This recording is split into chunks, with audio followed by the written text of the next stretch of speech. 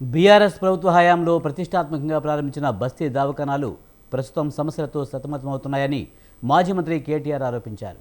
కాంగ్రెస్ ప్రభుత్వం బస్తీ దవాఖానాలను పట్టించుకోవడం లేదని విమర్శించారు.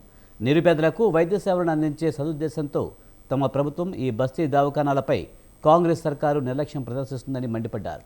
ఖైరతాబాద్లోని బస్తీ దవాఖానాను మాజీ మంత్రి కేటీఆర్ సందర్శించారు. అక్కడి వైద్యులు ఎదుర్కొంటున్న సమస్యలను అడిగి తెలుసుకున్నారు. 4 నెలలుగా తమ జీతాలు రావడం లేదని అక్కడి మహిళా వైద్యురాలు కేటీఆర్కి తెలిపారు.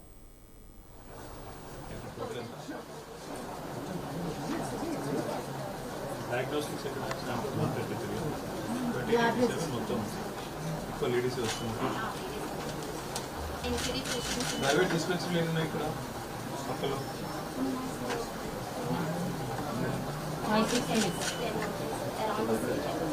నాకు ఏం చెప్పారంటే మా గవర్నమెంట్లో కొన్ని చోట్ల ప్రైవేట్ డిస్పెన్సరీ బంద్ అయిపోయినాయి, బస్సు దవాఖాన వచ్చినాకని చెప్పారు.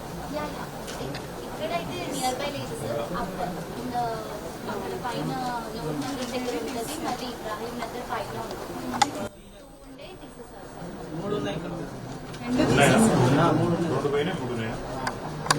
జనవరిలో 100, ఫిబ్రవరిలో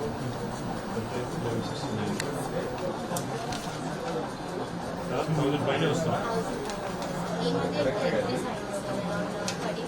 మంచి నడికి ఎక్కువ పెడుతుంది తల్లి. మందులు ఇక్కడ పెట్టి ప్రాపర్గా జీతాలు అయితే 4 నెలల నుంచి లేవు. రీఏజెంట్స్ వస్తున్నాయి.